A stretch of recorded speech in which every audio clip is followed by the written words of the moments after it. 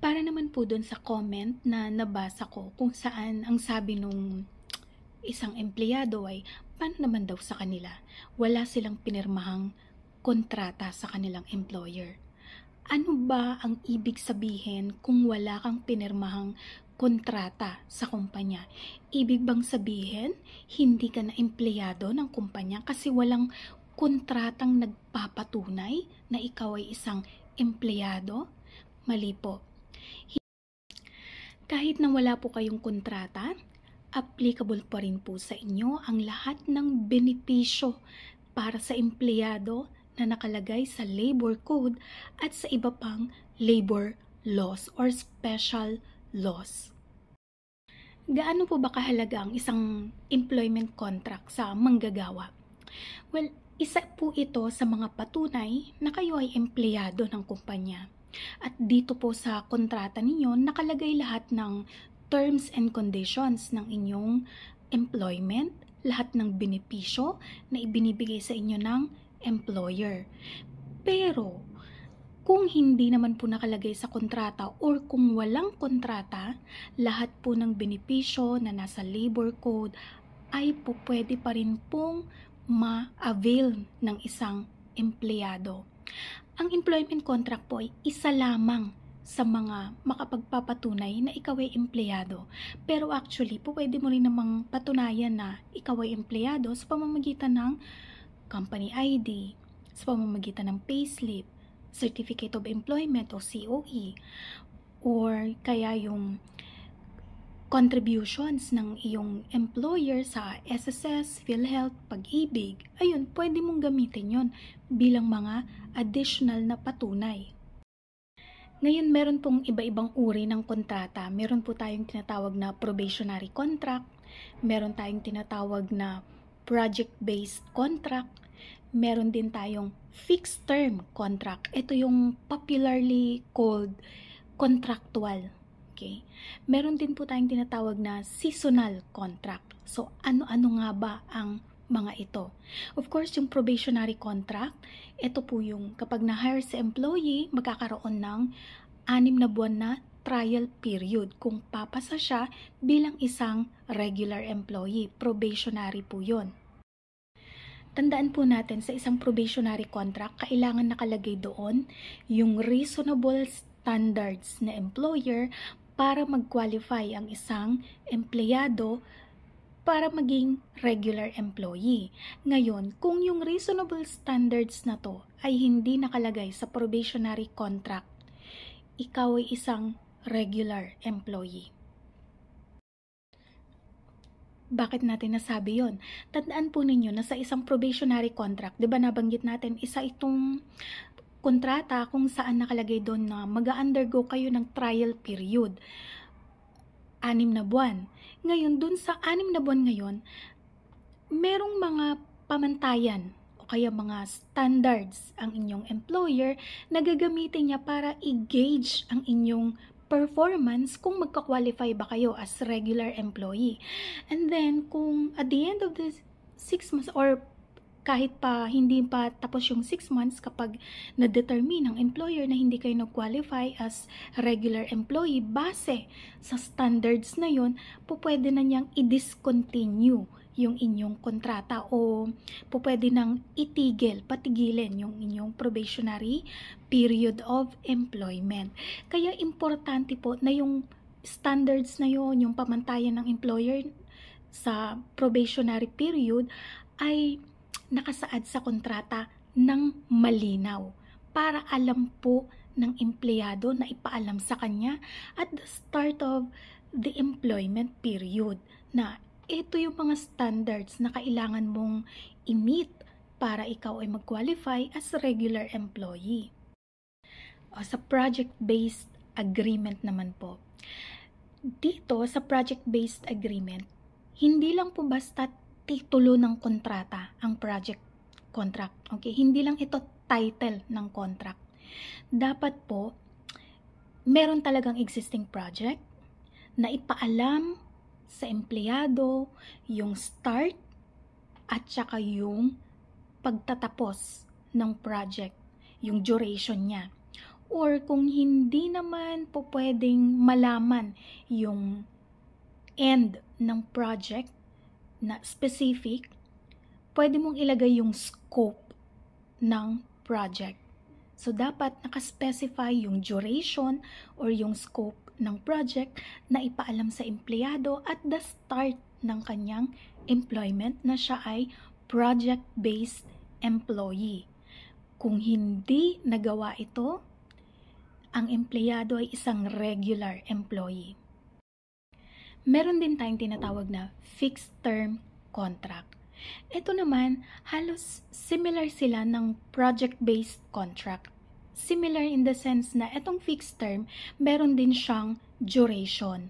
May start and end. Specific yung period. Okay? Kaya fixed term ang tawag. Specific yung term ng kontrata.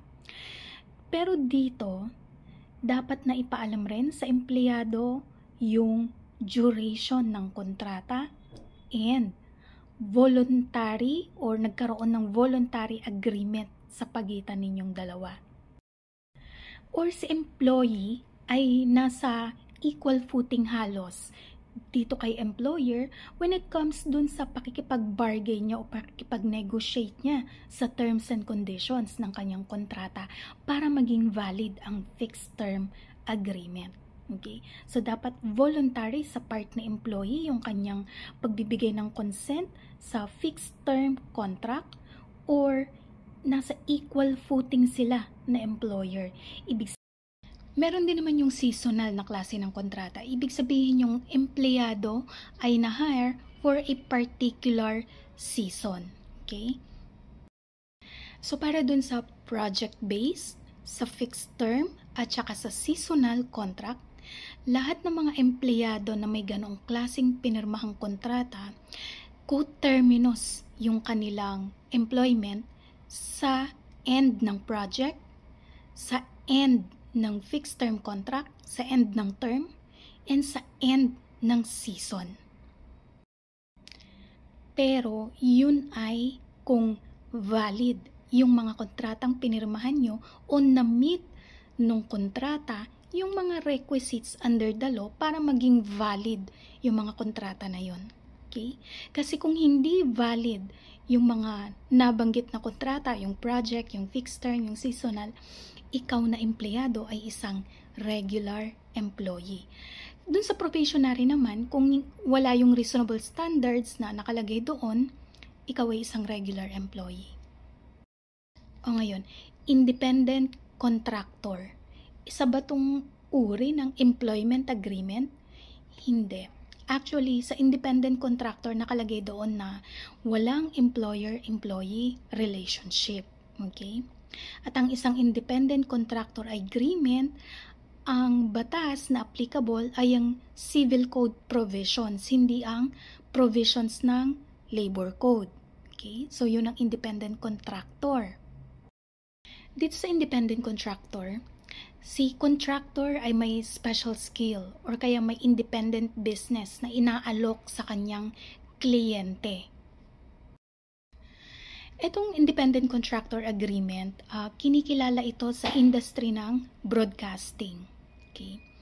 Kung inyong maaalala, before, yung show na Mel and Jay, tinerminate ng isang station yung program na yon. And then yung dalawang host ng programa na yon ay nag-file ng illegal dismissal case. Alam niyo ang sabi ng korte, yung dalawang host ay hindi empleyado. Bagkus sila ay independent contractors and walang employer-employee relationship sa pagitan ng dalawang host at ng station or ng kumpanya. And lastly, meron din tayong tinatawag na job contracting. Ito naman yung kadalasang tinatawag nilang agency. Okay? So, si agency, mag-hire siya ng mga empleyado and then, i-deploy niya sa kanyang kliyente. Okay? Si agency ay tinatawag na job contractor. Okay? Ngayon, Ano kadalasan ang nagiging problema dito? Kasi pinapayagan naman ng batas yung ganong senaryo. Mag-hire si agency ng mga tauhan, ide-deploy niya sa ibang kumpanya o sa kanyang kliyente. Allowed yun. Ang hindi pinapayagan ng batas yung tinatawag nating labor-only contractor. Ngayon, paano natin masasabing yung agency na ito ay isang labor-only contractor?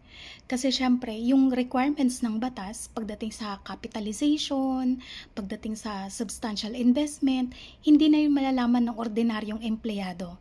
Okay? Pero bibigyan ko na lang kayo ng idea kung paano natin masasabing illegal na yung ginagawa sa inyo. Kapag halimbawa kayo ay hinire ng kumpanya, and then, ililipat niya kayo sa agency. And then after 1 to 2 years, biglang magpapalit ang kumpanya ng agency and ililipat niya uli kayo dun sa bagong agency ng kumpanya. And then ganun uli, after 1 to 2 years, kukuha na naman ng bagong agency, ililipat uli kayo dun sa bagong agency, pero andun pa rin kayo sa kumpanya. Okay, paiba-iba lang kayo ng agency. Pwede pong meron ng labor-only contracting na ginagawa. Ginagawa na lang ito ni company para makaiwas sa inyong security of tenure. Isa ito sa mga karapatan nyo under the labor code na maging regular ng kumpanya and yung years of service ninyo ay maipon para pagdating ng retirement age ninyo ay mabayaran kayo o mabigyan kayo ng reward or compensation para sa mahabang panahon na nagsilbi kayo sa kumpanya. So kapag ito na ang iniiwasan ng inyong kumpanya sa pamamagitan ng pagkuha ng agency na paulit-ulit or papalit-palit, then pwede na kayong mag-file sa DOLE ng case for regularization. Ngayon, kapag tinanggal kayo dahil nag-file kayo ng regularization, pwede kayo mag-file ng illegal dismissal.